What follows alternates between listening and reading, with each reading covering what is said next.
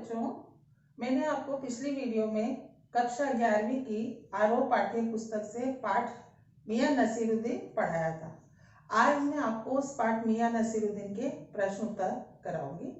तो जो मैं प्रश्न उत्तर करवा रही हूँ उन्हें आप ध्यान से देखें और जो प्रश्नों के उत्तर में आपको कोई भी समस्या लगे उसे आप कमेंट्स बॉक्स में पूछ लीजिए। पहला प्रश्न है, मियां नसीरुद्दीन को नान भाइयों का मसीहा क्यों कहा जाता था?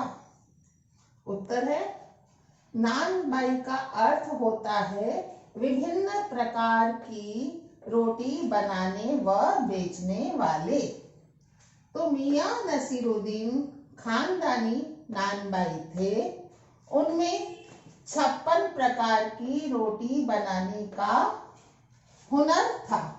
यह हुनर उन्होंने अपने वालिद बरकत अली से सीखा था, जो गढ़ैया वाले नान भाई के नाम से प्रसिद्ध थे। उनकी दादा कल्लन मियां गढ़ैया मोहल्ले के अकेले खानदानी नान भाई थे।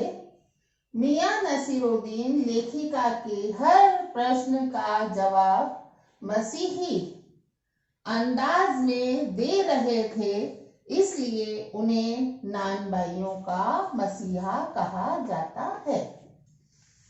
अब है प्रश्न नंबर 2। लेखिका मियां नसीरुद्दीन के पास क्यों गई थी? उत्तर, लेखिका मियां नसीरुद्दीन के पास रोटी बनाने की कला की जानकारी प्राप्त करने के उद्देश्य से गई थी। प्रश्न नंबर 3। इस पाठ में मियां नसीरुद्दीन का शब्द चित्र लेखिका ने कैसे खींचा है?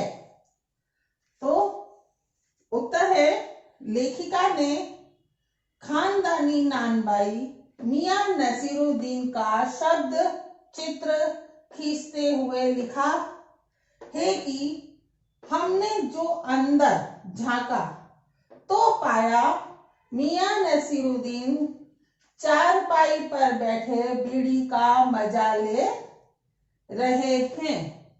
मौसमों की मार से पका चेहरा, आंखों में काया भोलापन और पेशानी पर मंजे हुए कारीगर के तेवर। प्रश्न नंबर 4। मियां नसीरुद्दीन की कौन सी बातें आपको अच्छी लगी? उत्तर, पहला है, उन्होंने जो भी कहा वह अनोखे अंदाज में आत्मविश्वास से तर्कपूर्ण ढंग से कहा। दूसरा पॉइंट है, वह काम के लिए नसीहत देने में नहीं करने में विश्वास रखते थे। तीसरा, वह बातें करते हुए भी ग्राहकों, शागिर्दों व काम का पूरा ख्याल रखते थे। चौथा पॉइंट है, वह कारीगरों का शोषण नहीं करते थे, पूरी मजदूरी देते थे। इसका मैं आपको उदाहरण भी बता दूं कि जब लेखिका उनसे पूछती है कि आप ये आपके शागिर्द हैं क्या, तो वो कहते हैं कि नहीं, मैं इनको गिन के मजदूरी देता हूँ, 2 रुपए मन आटा और 4 रुपए मन मैदा। प्रश्न नंबर 5। बादशाह के नाम का प्रसंग आते ही लेखिका की बातों में मियां नसीरुद्दीन की दिलचस्पी क्यों खत्म हो गई?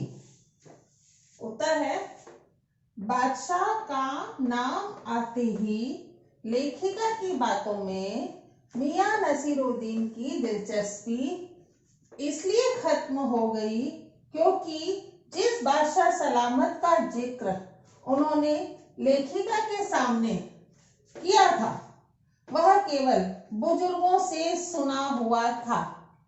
उस बादशाह का नाम उन्हें पता नहीं था और कभी जानने की जरूरत भी नहीं पड़ी। इसलिए लेखिका के प्रश्नों का उत्तर देने में उन्हें मुश्किल का सामना करना पड़ रहा था। प्रश्न नंबर 6। तालीम की तालीम ही बड़ी चीज होती है, यहाँ लेखिका ने तालीम शब्द का 2 बार प्रयोग क्यों किया? उत्तर, तालीम शब्द का अर्थ होता है शिक्षा। यहाँ लेखिका ने तालीम शब्द का अर्थ दूसरी बार इसलिए किया कि शिक्षा किस ढंग से होनी चाहिए इसका ज्ञान भी जरूरी है। प्रश्न नंबर 7, मियां कहीं अखबार नवीस तो नहीं हो? यह तो खोजियों की खुराफात है।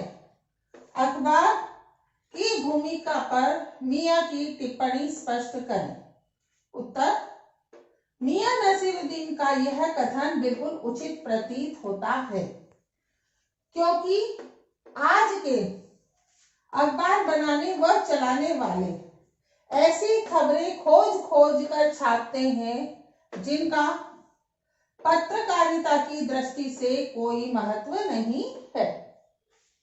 यह खबरें सनसनी व हड़कंप पैदा करने वाली होती हैं और कुछ अखबार नवीस ही नवीन व शिक्षाप्रद सूचनाएं अखबार में छापते हैं। प्रश्न नंबर 8, मियां नसीरुद्दीन के चेहरे पर दबे हुए अंधड़ के आसार देखकर यह मजमून न छेड़ने का फैसला किया। इस कथन से पहले व बाद के प्रसंगों का उल्लेख कीजिए। तो इसका उत्तर है, मियां नसीरुद्दीन अपने आप को कामकाजी व्यक्ति समझते थे और जब वह लेखिका की बातों का पूरी तरह से जवाब नहीं दे पाए तो उनकी जो व्यवहार था उसमें बेरुखी आ गई और लेखिका ने उनसे पूछ लिया कि आपके जो बुजुर्ग थे वो किस बादशाह सलामत किया काम करते थे। तो लेखक जो मियां नसीरुद्दीन थे ना तो बादशाह का नाम जानते थे और ना ही उन्हें उसके बारे में कभी कुछ पता किया था। वो तो केवल बुजुर्गों की सुनी सुनाई बातों का ही जवाब दे रहे थे।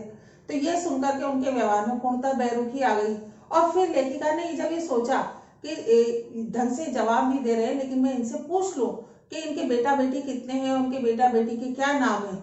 लेकिन तभी लेखिका को लगा कि ये मजमून न छेड़ने का फैसला किया और उन्होंने सोचा कि अगर अभी मैं ये पूछूंगी तो ये मुझे उकता करके और इनकी दिलचस्पी खत्म होने के कारण ये मुझे बाहर निकाल देंगे, इसीलिए उन्होंने ये मजमून न छेड़ने का फैसला किया।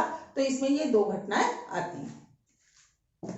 प्रश्न नंबर 2, मियां नसीरुद्दीन ने अपने बुजुर्गों की प्रशंसा किस प्रकार की? मियां नसीरुद्दीन खानदानी नानबाई थे और उनके पिता वालिद मियां बरकत अली से उन्होंने नानबाई का हुनर सीखा था। तो उन्होंने अपने पिताजी को एक आला नानबाई बताया, अपने दादा कल्लन मियां को गढ़ैया वाले शाही नानबाई बुलाया। उन्होंने अपने बुजुर्गों की तारीफ करते हुए बताया कि उनके बुजुर्ग शाही बावर्ची खाने में काम करते थे। एक बार बादशाह को उन्होंने ऐसी चीज बना करके खिलाई कि बादशाह ने उसे खूब खाई और खूब प्रशंसा की और वो बोलते हैं कि हमारे बुजुर्ग तो कुएं में भी ना रोटी सेक सकते थे।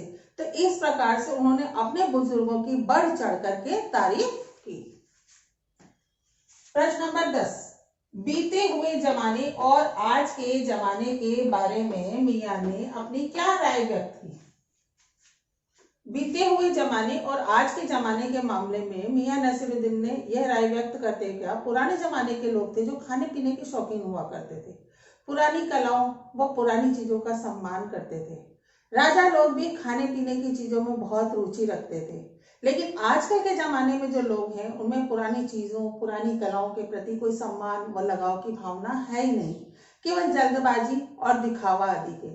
और जल्दबाजी और दिखावा करने के कारण ही ये लोग पुरानी कलाओं का भी सम्मान नहीं करते हैं और उन्हें तरजीह नहीं देते हैं। आजकल पुरानी कलाओं की कद्र भी नहीं है और ना ही वर्तमान में कला से संबंधित लोग ही बचे हैं। प्रश्न नंबर 11, मियां नसीरुद्दीन के चरित्र की विशेषता बताइए। तो मियां नसीरुद्दीन स्वाभिमानी थे, क्योंकि वह स्वाभिमानी इसलिए थे कि अपने यहाँ भले उनके यहाँ शागिर्द थे लेकिन उनको गिन के मजदूरी देते थे। पेशे से आस्थावान थे, वह अपने हुनर को अपनी कला को इज्जत व सम्मान की दृष्टि से देखते थे तथा सभी का सम्मान करते थे। कार्य से संबंधित उनके बिल्कुल भी कोई भी गड़बड़ी हो वो उसे नहीं होने देते थे। बड़बोला स्वभाव तो उनका बड़बोला था, जब भी तो उन्होंने बोल ही दिया कि पेशेवर नानबाई तो कुएं में भी रोटी बना देते हैं। और परंपरावादी, मियां नसीरुद्दीन परंपरावादी इसलिए थे क्योंकि वो पुरानी चीजों, पुरानी कलाओं का सम्मान करते थे। और वर्तमान के लोग तो जल्दबाजी और दिखावा मानते हैं कि तंदूर में रोटी बनाई, खाई और हंस। तो इस प्रकार से मियां नसीरुद्दीन की ये 4 विशेषताएं हैं। और मैंने आपको पहले ये पाठ पढ़ाया था और उस पाठ को पढ़ाने के बाद मैंने आज आपको उसके प्रश्न उत्तर भी करा दिए हैं। अभी जो हमारा नया जो पेपर आता है उसमें MCQ वाले प्रश्न भी आते हैं, लेकिन वो गद्यांश के रूप में आते हैं। तो उसका वीडियो मैं आपको दोबारा से बना करके दिखाऊंगी। और मेरा ये वीडियो आपको अगर पसंद आता है तो इसे लाइक करें, मेरे चैनल को सब्सक्राइब करें।